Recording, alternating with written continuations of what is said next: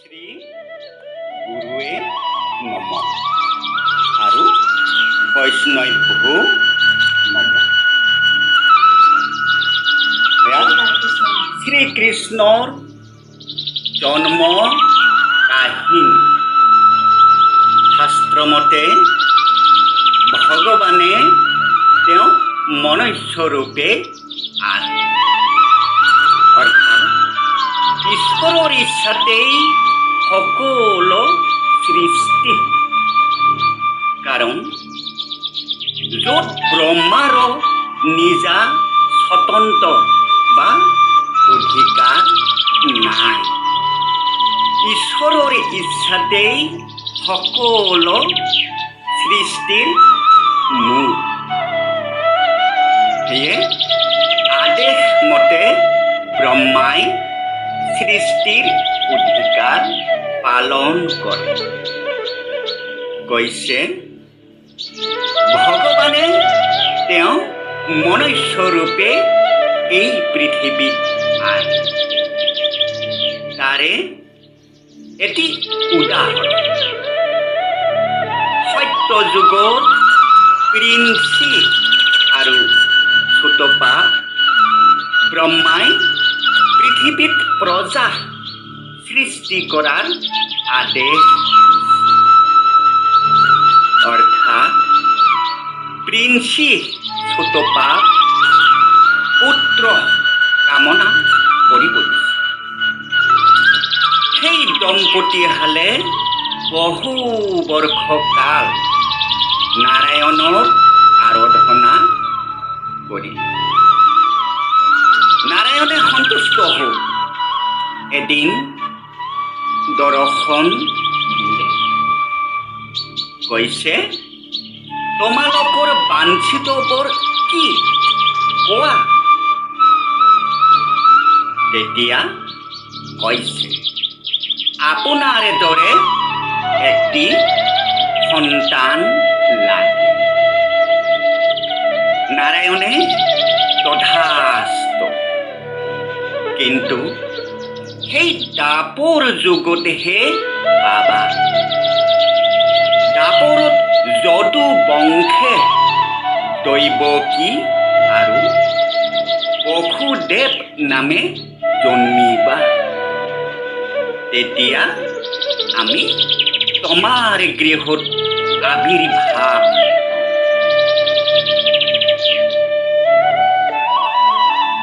কৈছে তোমালোকৰ কঠোৰ তপস্যা আমি সন্তুষ্ট হৈছো। হেৰা ধন্য হোৱা বুলি নাৰায়ণে অন্তৰ্ধান হ'ল। সেয়ে অহা সেইমতে সেই দাপৰ যুগত যদু বংশে দেৱমীৰ নামে এজন ৰজাৰ জন্ম হ'ল।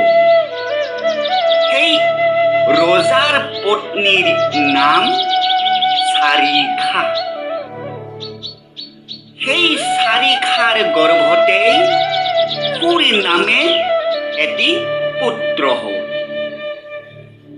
অৰ্থাৎ সেই দেৱমীৰ ৰজাৰ পুত্ৰ সুৰ। শেষত ৰজাই পুত্ৰ সুৰহেনক ৰাজ আসনত বহুৱালে। তেতিয়া সুৰহেনে ৰাজ আসন পায়ে সুৰহেন নামৰ এখন নগৰ স্থাপন কৰিলে। ইয়াতে এটা প্ৰশ্ন, বসুদেৱ কাৰ পুত্ৰ? কাৰণ সেই সুৰহেন ৰজাৰ ডাঙৰ পুত্ৰই হ'ল বসুদেৱ। কৈছে সুৰহেন ৰজাৰ 10টি পুত্ৰ আৰু 5টি কন্যা। পৃথা, শ্ৰুতদেৱা, শ্ৰুতকৃতি, শ্ৰুতশ্ৰৱা আৰু ৰাজসেৱা। শাস্ত্ৰমতে ভগৱান মনুষ্য ৰূপত আহে। দাপৰত শ্ৰীকৃষ্ণ ৰূপে অনেক লীলা কৰিছে।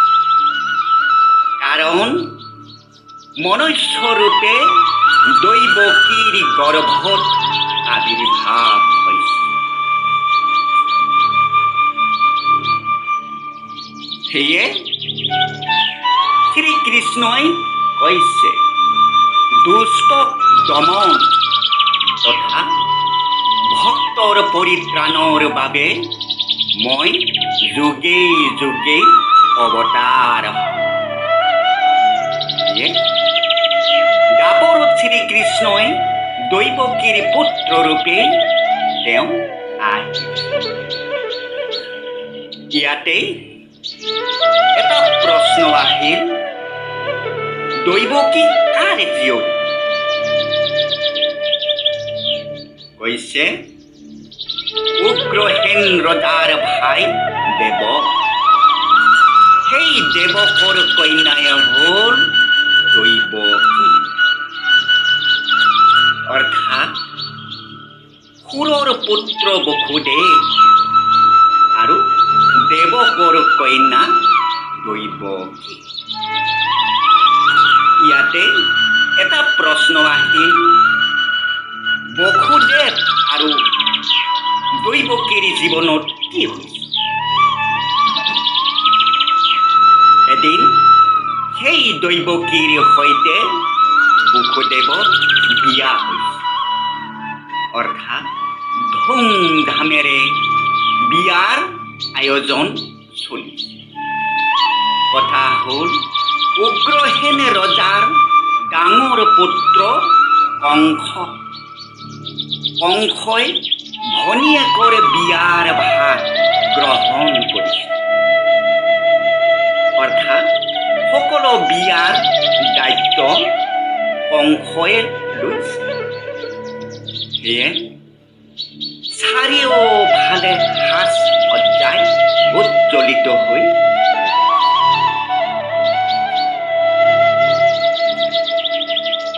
মানে বহুবিধ যৌতুক অলংকাৰ বস্ত্ৰ আদি কেৱল চতুৰ্দিশে আনন্দৰ কোলাহল। কংসই ধুমধামেৰে বিয়াৰ আয়োজন চলায়। ক্ৰমে সেই বিয়াৰ শুভ দিন উপস্থিত হ'ল। সেয়ে মিউজিক মৃদংগ ধ্বনিৰে কেৱল আনন্দ চলি। চৌপাশে মাত্ৰ আনন্দ আনন্দ। সেইমতে এতিয়া বিয়াৰ কাৰ্য সকলো শেষ। অৰ্থাৎ বিয়াৰ পৰ্ব শেষ হ'ল। এতিয়া কেৱল কন্যা বিদায় ব্যৱস্থা। যেন মাতৃৰ চকুলো অশ্ৰু নদী হৈ বৈ আহিছে। অশ্ৰুসিক্ত নয়নেৰে দৈৱকীক বিদায় দিলে। সেই সময়তেই এটা ডাঙৰ দুৰ্ঘটনা হ'ল। এয়া কাৰ প্ৰতিধ্বনি? কংসই চাৰিওফালে চাইছে। কাৰণ আকাশ মাৰ্গত শব্দধ্বনি কৈছে, শুনা হেৰ কংস ৰজা, দৈৱকীৰ অষ্টম গৰ্ভস্থ পুত্ৰই তোমাক বধ কৰিব। সেই বাণী শুনি কংসই জুইৰ দৰে জ্বলি উঠি সি ভয়ংকৰ মূৰ্তিৰে গৈ দৈৱকীৰ স্থলীত ধৰিলে। এতিয়া বসুদেৱে অতি বিনয়ীভাৱে ক'লে, হে বীৰ, আপুনি জ্ঞানী লোক, দৈৱকী আপোনাৰ ভনী। সেয়ে ভনীক বধ কৰা উচিত নহয়। মানুহেই আপোনাক ভয়ংকৰ অপযোগ দিব। শুনা, আপুনি দৈৱকীক নামাৰিব।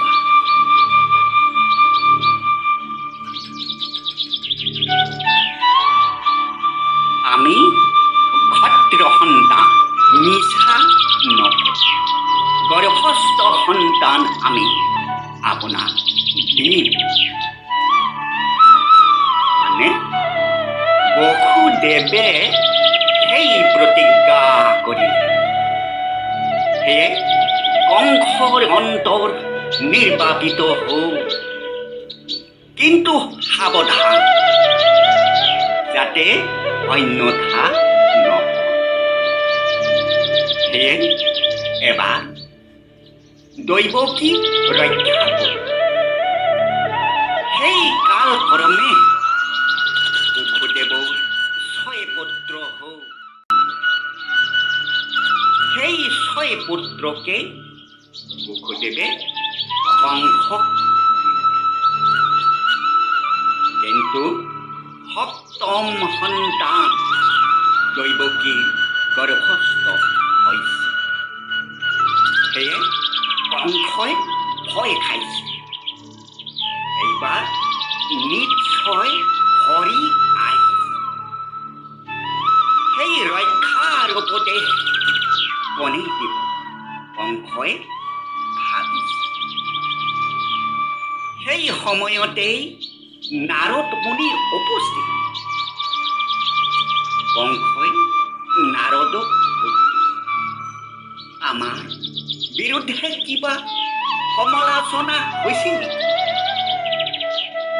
নাৰদে কৈছে, হৈছে। কেৱল আপুনি সাৱধান হোৱা। দেৱতা আৰু সকলো নৰলোকেই আপোনাৰ শত্ৰু। আপোনাৰ শত্ৰু এতিয়া অচৰ চাপিছে।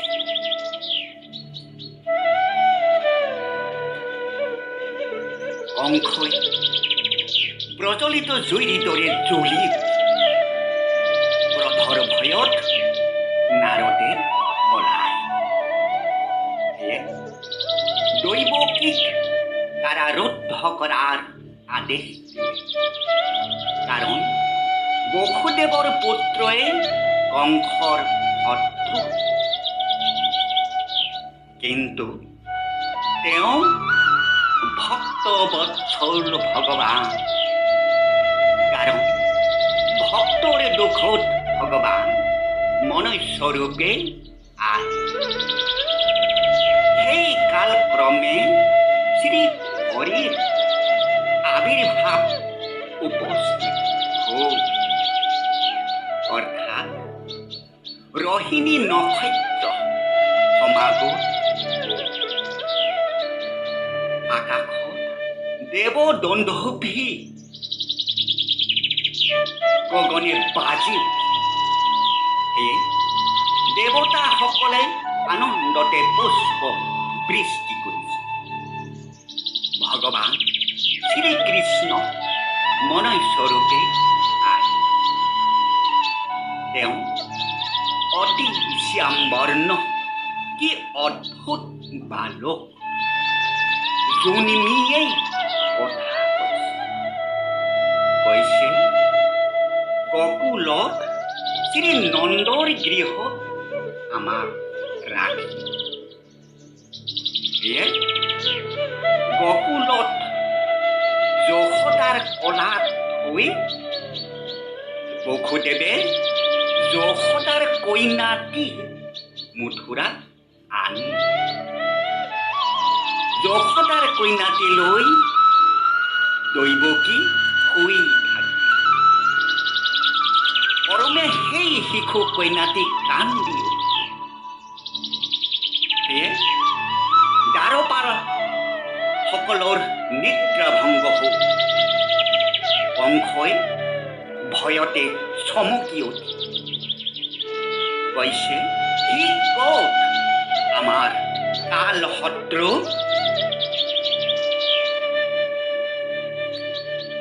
দৈৱকী বোলে, পুত্ৰ নহয় দাদা, কন্যা। হোক তথাপি সি আমাৰ শত্ৰু। দৈৱকীৰ কলাৰ পৰা উঠাই ললে। দৈৱকী ভৰিত ধৰি কান্দিছে, দাদা নামাৰিবা। তথাপি কংসই তাক মাৰিব বাধ্য হ'ল। কিন্তু মহামায়া কংসৰ হাতৰ পৰা উৰি গল। কিন্তু সি আকাশ মণ্ডলে গৈ কৈছে, হে মূৰ্খ কংস, আমাক মাৰি তোমাৰ কি লাভ? এতিয়া তোমাৰ শত্ৰু গকুলত আছে। সেয়ে কংসই শুনি আচৰিত মানে। দৈৱকী আৰু বসুদেৱক গৃহত পঠাই। ইয়ে শ্ৰীকৃষ্ণৰ জন্ম কাৰ্য। কৈছে, ধৰ্ম সংস্থাপনাৰ্থে সম্ভাৱি যুগে যুগে। অৰ্থাৎ ধৰ্ম প্ৰতিষ্ঠাৰ বাবে মই যুগে যুগে ভগৱান মনুষ্যৰূপে আয়। শাস্ত্ৰৰ বাণী মাতৃৰ দৈৱ। ইয়াত কোনো সংশয় নাই।